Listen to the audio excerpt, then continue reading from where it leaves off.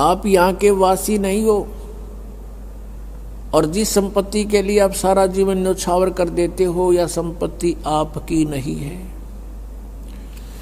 काया तेरी है नहीं, ये माया कहाँ से हो।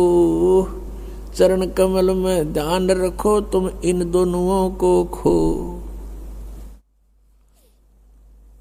ये माया करतारे की तू अपनी कह गंवारे। दो जग धक्के खावेगा या नाहक बह बेगारे। सर्व सोने की लंका होती रावण से रणधीरम। एक पलक में राज बिराजी जम के पड़े जंजीरम। मन तू सुख के सागर बसरे भाई और न ऐसा यसरे। सर्व सोने की लंका थी, रावण से रणधीरम। एक पलक में राज बिराजी और जम के पड़े जंजीरम। अगम निगम को खोज ले, बुद्धि विवेक विचारे। उदय अस्त का राज मिले, तो बिन नाम बिगारे।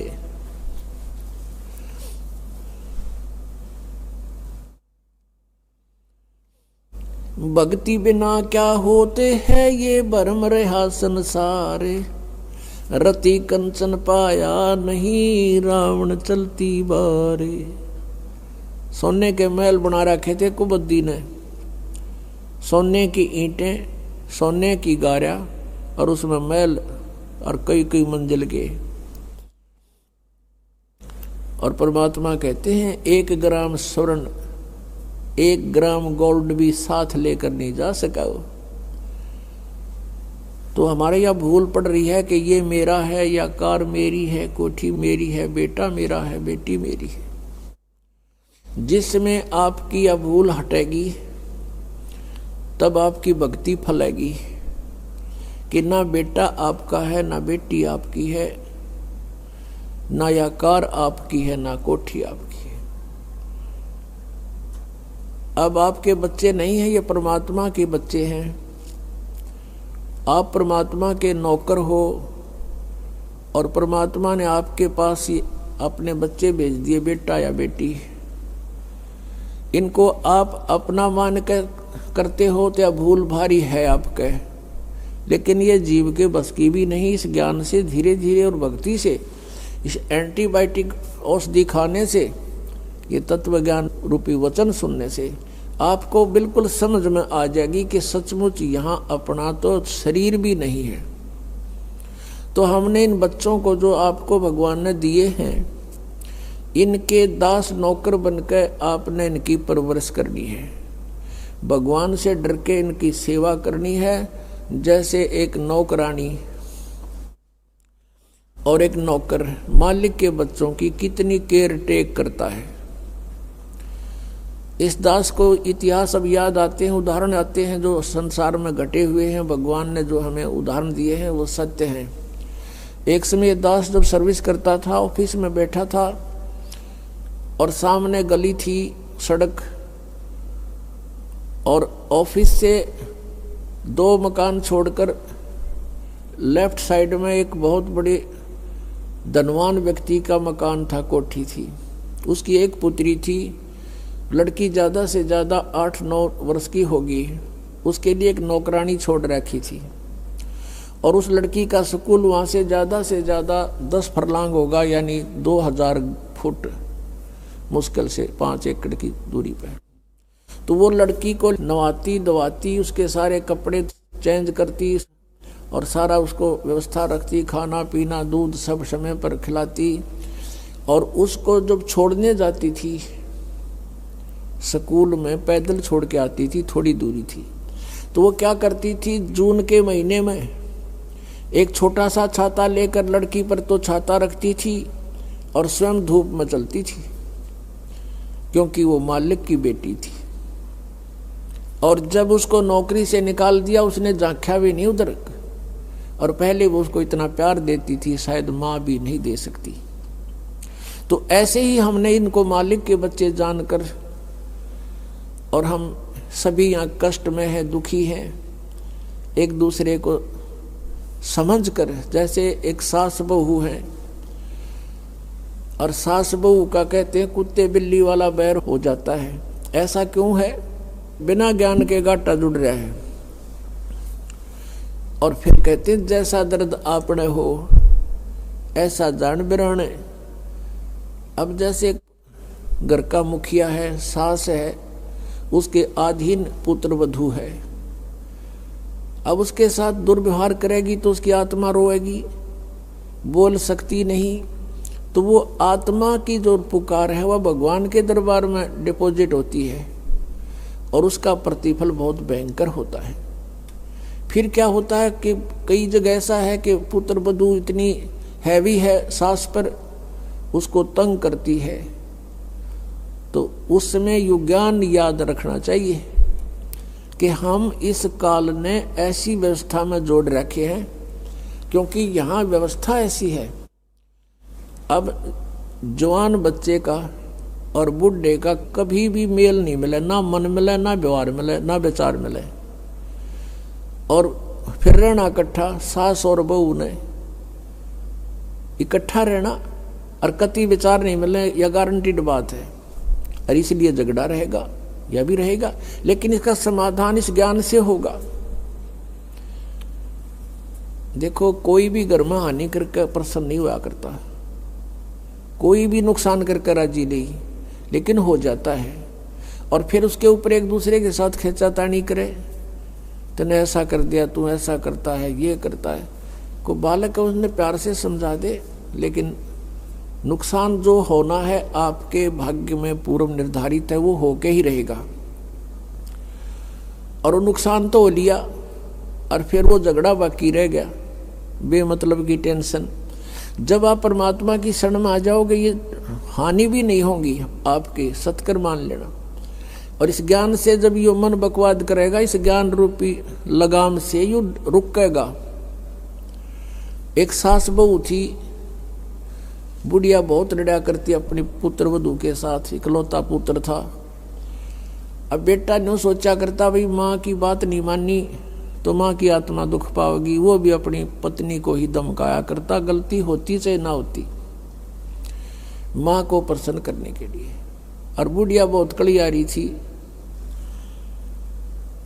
अपने आत्मा एक परमात्मा लीला बख्शते हैं, करते हैं, दया करते हैं। एक बहन सत्संग में जाया करती थी, बुढ़िया माई, वो उनके घर चली गई, कुदरती परमात्मा भेजते हैं। और वह बुढ़िया लागरी कति श्लोक सुनान अच्छी बूंदी कहना अपनी पुत्र वधू को, और वह बेचारी बोल रहा नहीं। अब बोलूंगी तो फिर सामने अपने बेटे दगड़वाएगी, तो वह बेचारी चुप रहने में अपनी खैर समझ रही थी। अब उस बहन जो सत्संग में जाती थी, परमात्मा परमेश्वर के विचार सुनती थी, उसने सोचा ये तो नरक हो रहा है इनका घर। उसने उस बुढ़िया को सहज सहज प्यार से कहा, बहन सत्संग में चल लेगी? ना, हम नहीं जाया कर सत्संग में, ये तो उड़गी जाया कर ठाली, जिन्हें कोई काम कोई ना। हर बुढ़िया ने काम बहुत लड़न का, और काम नहीं उसने, वो छूटे ना उससे। उसने फिर दूसरे तीसरे दिन फिर कहा कि आए एक बार मेरे साथ चल, कोई भी ना रही मेरे साथ चलने वाली, और मैं अकेली रहेगी, सत्संग में जाना है, जल्दी आ जावांगे। वह उसकी मुंह लागती सी थी। उस दिन वह बुढ़िया उसके साथ चलेगी।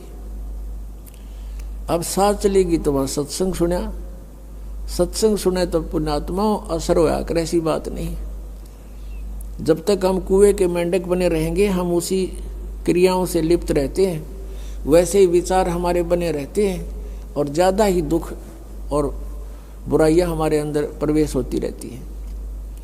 बुढ़िया ने सुने विचार, उसकी तो एकदम जो है ना, एकदम परिवर्तन आ गया उसके अंदर। अब सचमुच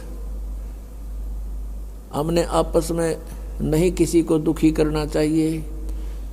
कथा सुनाई गई कि एक व्यक्ति था,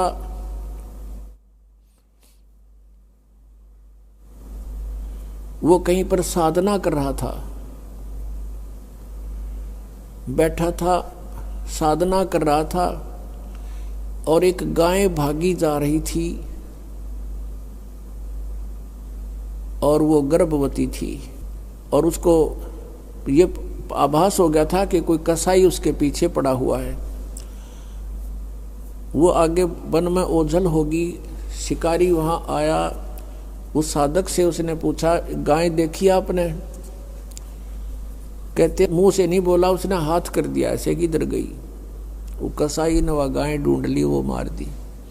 उसका भी प्रतिफल उसको भोगना पड़ा। कहते हैं फिर उसकी बाजू कट गई। इतना भी हम सहयोग देते हैं किसी अन्य दुष्कर्म के अंदर, इतना भी हमें हानि होती है। जैसे हमने मना किया है बीड़ी शराब मांस तम्बाकू पीना नहीं है, और किसी को पीने में सहयोग भी नहीं देना, उठा के भी नहीं देना, उसमें भी हानि होगी। आपको मर्यादा सारी पालन करनी होगी। कहने का भाव ये है कि एक व्यक्ति था और उसकी पत्नी बहुत लड़ा करती, बहुत झगड़ा करती थी, बहुत बुरा बोलती थी। तो किसी ने, वो जो व्यक्ति था अगले जन्म में जिसकी बाजू कटी थी, वो साधना कर रहा था, साधना कर रहा था, कहीं पर अगले जन्म में भक्त बन गया। तो उसकी किसी ने आकर के अचानक पहले तो उससे पैसे पूछे, बाबा जी पैसे निकाल सारे। अब पैसे नहीं है भाई मेरे, दोस्त की बाजू काट दी। अब उसने सोचा भाई मैं भक्ति भी कर रहा हूं और यह आपत्ति मेरे पर कैसे आ गई। उसने सोचा भी मैं इसका किसी से कारण पूछूं, मेरा कौन से जन्म का पाप था। किसी ने बता दिया भाई इस गांव के अंदर एक भक्त है और वो पीछे बीती हुई बता देता है, पिछली बता देता है, भविष्य की नहीं जानता। वो उसके घर पर गया तो उसने पता लगा कि वो घर से बाहर गया हुआ है। फिर भी उसने सोचा घर पे पता करता हूं। जब वो घर पे गया तो उसकी पत्नी से पूछा कि ऐसे ऐसे वो कहाँ है भक्त हुआ। उसकी पत्नी लगी गाली देने कि तेरे जैसा ढेड वो है, हंडा धक्के खांदा जिस तरह तू खावे है, पता नहीं के सुना दी। अब जिसका हाथ कटा हुआ था उसने सोची भाई मैं तो गलत आ गया, मेरे साथ मजाक कर दिया दिखे ना, भगता के घर में कैसी बात होया करे, इसी ने कमी होया करे। वो वापस चल पड़ा। रास्ते में किसी ने बता दिया कि तू जिसका घर पूछा था ये आ रहा वो व्यक्ति। उसने उसको सोचा ले चल आया है बाहर, बात कर लेता हूँ। राम रमी हुई, नमस्कार हुआ, कुशल मंगल पूछा। उस जिसका हाथ कटा हुआ था उसने पूछा कि भाई एक बात बता, क्या तू पीछे की जानता सारी? हाँ जी, दया है भगवान की। भाई पहला मेरी तो पाछा बताइए, पहला तू अपनी बताया, तेरे घर में इसी बूंदी कलियारी क्यों करा रही है? ऐसी बेहुदा बोली वाह न, बोला यार भी बताऊं, पहला यह सुन ले तू। पिछले जन्म में मैं था काग, या थी गधी, और जब कुमार इसने छोड़ देता इसकी कमर टूटी हुई होती थी, मैं इसकी वो खाता था, टूटी हुई कमर से उन जख्मों से मांस खाता था। तो आज भाई अपना बदला ले रही है मेरे ते, और ये इतने जख्म करेगी मेरा जितने मन न कर रखे हैं। तब उसने पूछा भी फिर मेरा हाथ क्यों कर कटा, मैं तो भगत आदमी, और यू कैसे जुल्म हुआ मेरे साथ। उसने बताया कि पिछले जन्म में भी तू भगत था और तूने एक गाय के कटने में सहयोग दे दिया, तूने न्यू हाथ कर दिया कि इधर गई, बोला नहीं तू ऐसे गई, इससे तेरा हाथ कटा। अब कहते हैं तुमने दरगाह का महल नहीं देखा, धर्मराज के तिल तिल का लेखा। अब इस तरह कहते तुम एक दूसरे को सताओगे तो तुम्हें आगे फिर दंड भोगना पड़ेगा। वह बुढ़िया के बात समझ में आएगी, अकबर ने तो जुल्म कर दिया। उसके बाद अपनी पुत्र वधू को वो बिल्कुल शांत रहे, बोल ही नहीं फालतू। सत्संग में ये भी सुनाया गया कि जो कुछ हानि होनी है वह तो हो चुकी, और पाछा वो खाम खा महाभारत बनाने की कोई आवश्यकता ही नहीं। वो तो दूना दुख पैदा करने वाला वो वस्तु आवे नहीं वापस। एक दिन क्या हुआ, वह पुत्र वधू गाय भैंस का दूध निकाल के और ऊपर कड़ियों में कड़ा डाला कर दे, हुक लंबा सरिये का हुक ला देते और उसमें बाल्टी टांग देते थे कड़े में, हुक में, कुत्ते बिल्ली से बचाने के लिए। अब उस पुत्रवधू ने वो ऊपर, क्योंकि ऊंचा होता था, गर्दन नीचे रखनी पड़ती थी, यूं कर टांगन लगी, वो की तो उल्टी साइड में लग गया। उसने सोचा टंग गया, हाथ छोड़ दिए, वो बाल्टी नीचे गिर गई, सारा दूध फर्श पे फैल गया। अब पुत्रवधू ने देखा बुढ़िया की तरफ, अकी वो होगी ओन अनो बिरना कई दिन का सांग हो गया यो। अब उसकी तरफ देख रही है बेचारी भयभीत दृष्टि से। बुढ़िया कहती, बेटी कोई बात नहीं, हमारे भाग में नहीं था यो, और इसको उठा ले ऊपर ऊपर से और भैंस को ही डाल दे बेटा उसके चारे में। ये अपने भाग में नहीं था इसलिए गिर गया, कोई बात नहीं। अब उस पुत्रवधू ने सोचा, आज बुढ़िया कौन सा स्टेशन पकड़ेगी, या तो कदे 16 बातें बोलिया नहीं करती। काफी देर उसका जची नहीं बुढ़िया, फिर शुरू हो गया ऊपर ले मन तक कहती हो कदे। वह बुढ़िया खड़ी हुई, 7 लाख का बेटा ठा इसने और भैंस के चारे में डाल दे, कोई दिक्कत को नहीं। अब उसने सोची अपने बेटे ने बतावेगी, मेरे तो ना कहती होगी तो वो भी आ लिया, पुत्र भी उसका कोई जिक्र नहीं करा बुढ़िया ने। तब उस माई ने, उस बहन ने सोचा भाई इतना परिवर्तन आया क्यों कर इसमें, उसके चरण दबावे, सेवा करे। फिर पता चला कि बेटी मैं सत्संग सुन के आई हूं और बेटा मैंने आज तक जो गलतियां की, तेरी आत्मा दुखाई बेटा, मैं माफी मांगू तेरे थे। वह पुत्रवधू रोन लाग गई, न बोली माँ कोई बात नहीं, अब तो माँ तुल्य हो और मेरे हित में ही कुछ कहती थी। उस दिन से पुत्रवधू ने भी नाम ले लिया, फिर धीरे धीरे उसके बच्चे ने भी नाम ले लिया और घर में नरक के स्थान पर स्वर्ग हो गया। अब इस परमात्मा की वाणी से, ज्ञान से स्वर्ग तो यही हो जाएगा और सतलोक हमने जाना है, फिर भक्ति करके वहां सतलोक चले जाएंगे, महासुख वहां हो जाएगा। तो इस प्रकार वो परमात्मा आकर हमें ज्ञान देता है, उसके ज्ञान से हमें पता चलता है। इसलिए कहा कि सत्संग की आधी घड़ी और तप के वर्ष 1000 तो भी बराबर है नहीं, कहे कबीर विचार।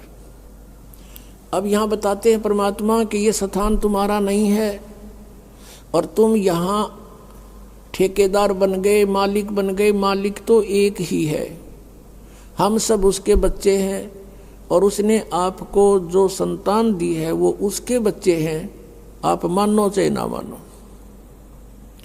और आपने ये नहीं कि अपना कर्तव्य से दूर होना है, परमात्मा के बच्चे जान के उसके डर से उनकी सेवा करनी है।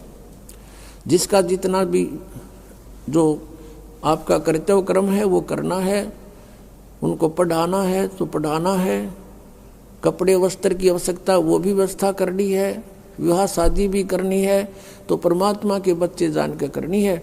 और जब यहाँ से चलोगे, जैसे वो नौकरानी निकाल दी गई थी, उसके सपने में भी ना आया, वह मेरी बेटी थी। तो पुण्यात्माओं, ये स्थिति आपकी जब आवेगी ऐसी बात नहीं, क्योंकि ज्ञान से ही अज्ञान हटता है।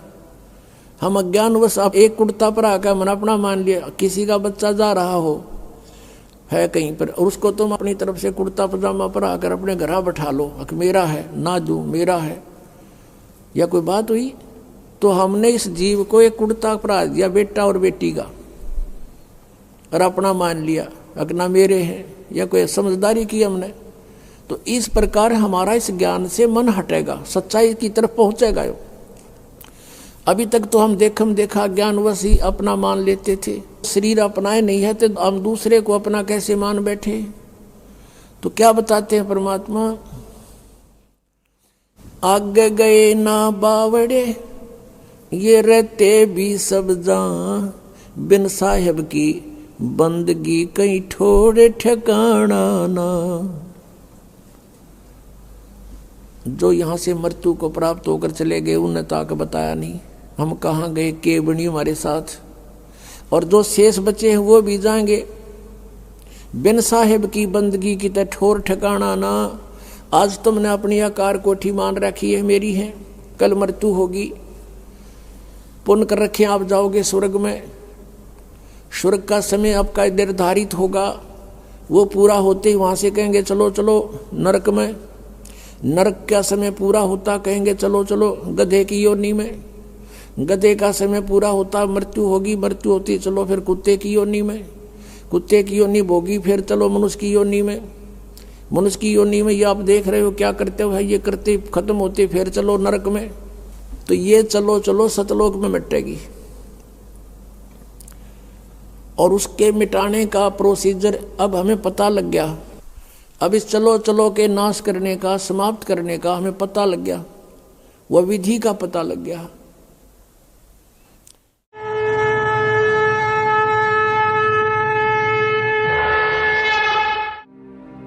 और अधिक जानकारी वसंत रामपाल जी महाराज जी से निःशुल्क नाम दीक्षा प्राप्त करने के लिए संपर्क करें।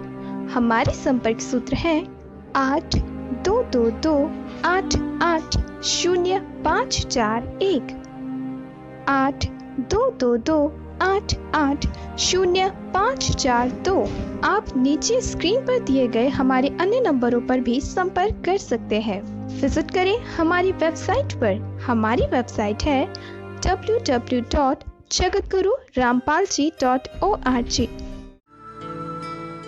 इस वीडियो के बारे में अपनी राय नीचे कमेंट सेक्शन में हमें बताएं और अपने दोस्तों के साथ ये वीडियो शेयर करना ना भूलें।